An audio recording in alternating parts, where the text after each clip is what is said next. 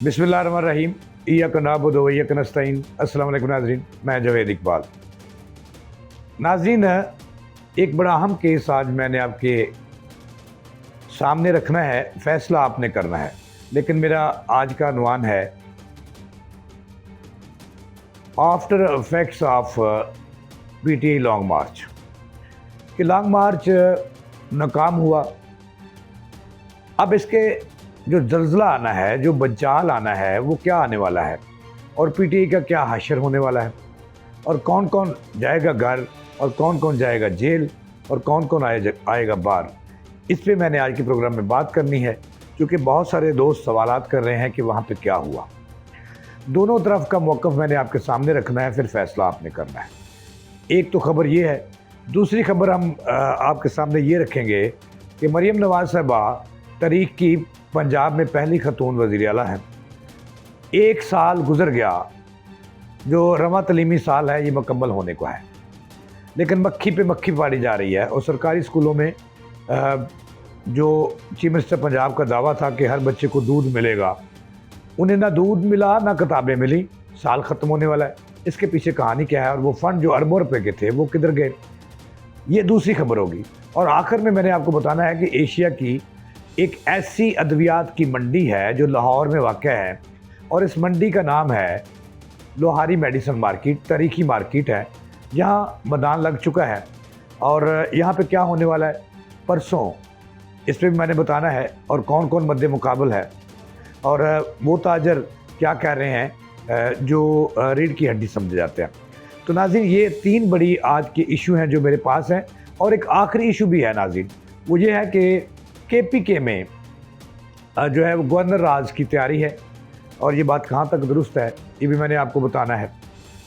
नाज़रीन, आपको पता है कि इस कौम को जल्द जो है वो बुखार चढ़ जाता है।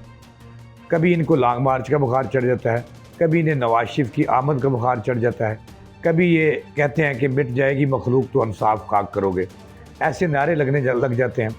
लेकिन इस वक्त एक हफ़्ते जो कौम जो एक बुखार में मुब्तला थी वो था बानी पीटीआई के ऐलान के मुताबिक लॉन्ग मार्च और धरना जो इस्लामाबाद पर चढ़ाई का केस था।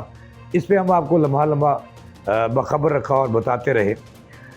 अब लॉन्ग मार्च हो गया, एक तरफ पीटीआई कह रही है कि पीटीआई के मुख्तलिफ क़यादत के मुख्तलिफ मौक़िफ़ हैं। ये तो तय है कि कोई बंदा नहीं निकला, केपीके से लोग आए जो कल रात जो है वो इधर उधर कर लिए गए, कुछ डर लिए गए।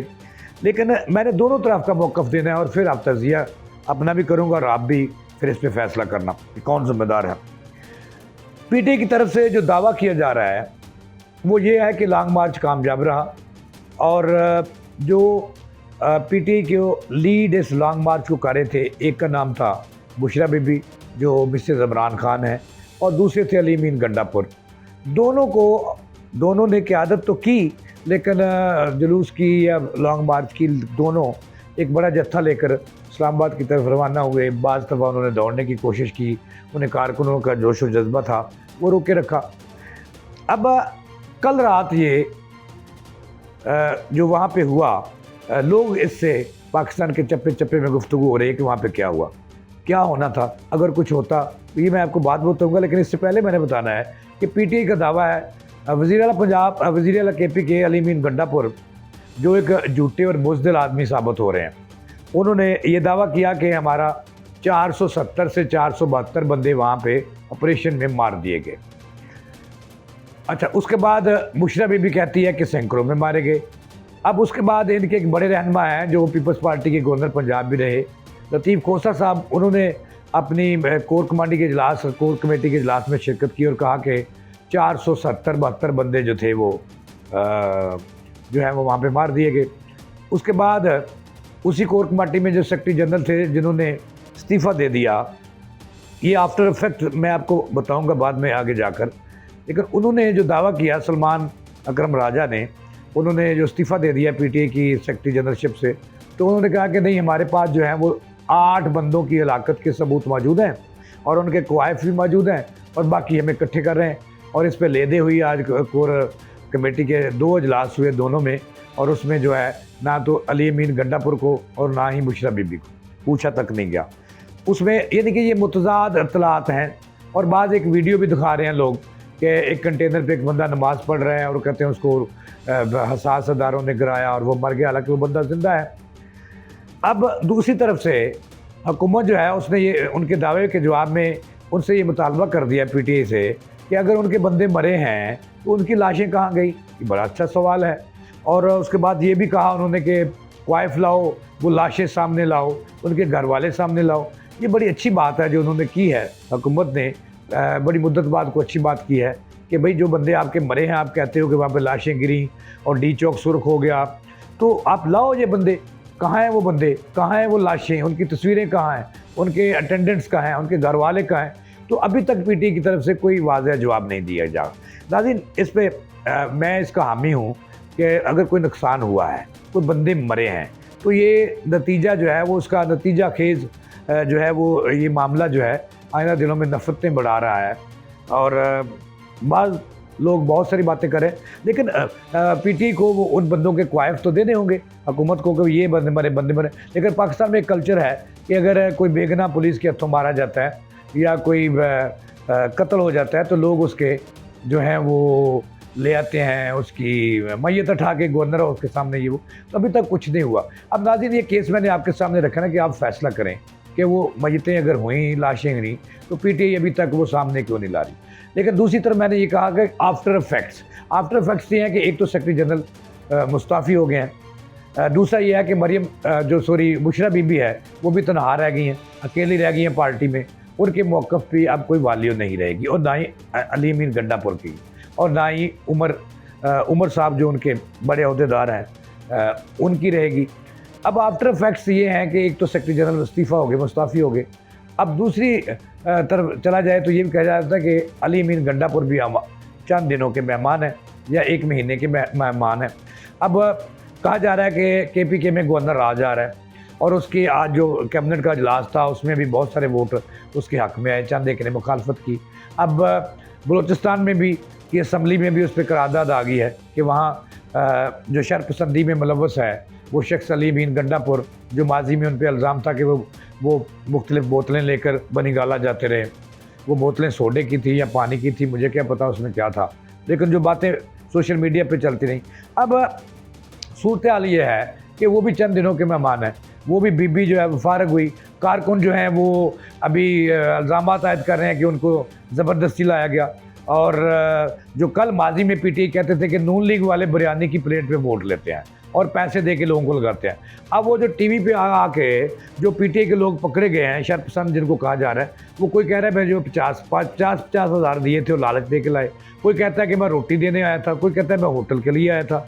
अब पीटीआई की कहीं जगह बनती हुई नज़र नहीं आ रही। मौजूदा जो क़यादत है वो टोटली फेल हो जाएगी, और बाकी बचता है बानी। और बानी की बात पे कोई थोड़ा बहुत असर होगा तो होगा, लेकिन मौजूदा क़यादत तो बढ़ गई, सच्ची बात है। अब नाज़रीन, ये सूरत हाल है कि पीटीआई के दिन कोई अच्छे नहीं हैं, जैसे मैं शुरू में कह रहा हूँ। अब गवर्नर आज वहाँ पे लगना है और उसकी तैयारी की जा रही है। अब दूसरी तरफ चलते हैं। एक बात जो मैंने आपको ये बताई है कि एक ख़बर जिसके बारे में मैंने आपको कहा कि स्कूलों में इस वक्त पूरा साल ख़त्म हो रहा है। वज़ीर आला पंजाब ने आते ही कई दावे किए थे कि वो स्कूलों में किताबें फ्री होंगी मैट्रिक तक, जो उनके पिछली हुकूमत का भी फैसला था। और उसके बाद उन्होंने कई प्रोजेक्ट्स बनाए तालीम आम करने के लिए कि इस वक्त 50 लाख से ज़ायद जो बच्चा है वो बाहर फिर रहा है, उनके हाथ में किताबें नहीं है, बस्ता नहीं है, तो उन्हें दे के सरकारी स्कूलों में लाएंगे। वो नहीं हो सका। अभी साल जो है, मौजूदा रवां जो साल है, तलीमी सेशन जिसको कहते हैं, वो भी ख़त्म होने की तरफ बढ़ रहा है। दिसंबर आ गया है और अभी तक स्कूलों के बच्चों को जो मुफ्त किताबों का ड्रामा था वो ड्रामा ही साबित हुआ है, किसी को किताब नहीं मिली। ये वज़ीर तलीम राना सिकंदर बहुत दावे करते हैं। और दूध, वज़ीर आला ने कहा था हर बच्चे को दूध पिलाया जाएगा, दूध मिलेगा, दूध तो मिला ना, लेकिन किताबें भी नहीं मिली और साल हो रहा है ख़त्म। और ये भी तमाचा है एक बहुत बड़ा मौजूदा हुकूमत के मुँह पर कि। और दूसरी तरफ स्कूलों की जो अपग्रेडेशन का मामला था, जो लेबॉर्ट्रियों की अपग्रेडेशन थी, वो अभी तक नहीं हुई, और स्कूल जो है वो रोज़ बरोज़ तंजली की तरफ जा रहे हैं और गर्क हो रहे हैं। सरकारी सेक्टर में जो एजुकेशन का निज़ाम है वो बेड़ा गर्क हो रहा है उसका। असातिज़ा हड़तालों पे पिछले दिनों थे। अब तीसरी जो अहम खबर है, चौथी, उसकी तरफ चलते हैं। वो खबर ये है कि लोहारी मेडिसिन मार्केट एशिया की सबसे थोक की मंडी है, यहाँ पे अद्वियात का कारोबार होता है। वहाँ पे इंतखाबात हो रहे हैं परसों उसके इंतखाबात हैं। 2 ग्रुपों में मुकाबला है। एक तो निसार चौधरी जो 23 साल से लोहारी मेडिसन मार्केट के सदर चले आ रहे हैं, उन्होंने अपने ग्रुप का नाम इंसाफ ग्रुप रख लिया है। उसके साथ जो नायब सदर के मरीदार हैं वो सरफराज अहमद, बड़े मंजे हुए पुराने ताजर लीडर हैं। तो दूसरी तरफ इत्तफाक ग्रुप सामने आ गया, जिसमें अकरम गुज्जर जो सदर के उम्मीदवार हैं, जिसका मुकाबला होगा निसार चौधरी से, और उनके जो अफजल खां हैं इत्तफाक ग्रुप के, उसका मुकाबला होगा सरफराज अहमद, जो बड़े मंजे हुए पुराने ये हैं। तो लोहारी मेडिसन मार्केट में 30 नवंबर को मैदान लगेगा और इंतखाबात होंगे, और फिर जो है 2 साल के लिए ताजर अपना लीडर मुकर्रर करेंगे। आज वहाँ पे मैंने मुलाकातें की इन ग्रुपों से। तो निसार चौधरी पुराने हैं, उनका कहना है कि हम जीतेंगे और कामयाब होंगे, चूँकि हमने मार्केट में एक अच्छी सियासत मुतारफ़ करवाई है। सरफराज अहमद जो उनके नायब सदर के उम्मीदवार हैं, वो भी मेडिसिन के कारोबार से वाबस्ता हैं, बड़ा नाम है उनका। उनको कहना है कि हम मैदान मारेंगे, 30 नवंबर का सूरज इंसाफ ग्रुप की जो है वो उम्मीद लेकर तुलू होगा। दूसरी तरफ इत्तफाक ग्रुप के जो सदर के उम्मीदवार हैं अकरम गुज्जर, उनका कहना है कि चौधरी निसार को हम ही लाए थे 23 साल पहले और हम ही उनको घर भिजवाएंगे। उनके अफजल खां जो सदर के उम्मीदवार हैं वो भी यही कहते हैं कि हम असल सियासत और असल ताज़ा लीडर जो है और असल थोक मार्केट को हम बहाल करेंगे और कामयाबी 30 नवंबर को हमारी होगी। नाज़रीन, आखिरी खबर ये है कि गवर्नर राज लग रहा है, ये मैं आपको पहले भी बता रहा हूँ। KPK के अंदर ये थी अब तक की ताज़ा तरीन। जावेद इकबाल को दें इजाज़त, अल्लाह के बाद।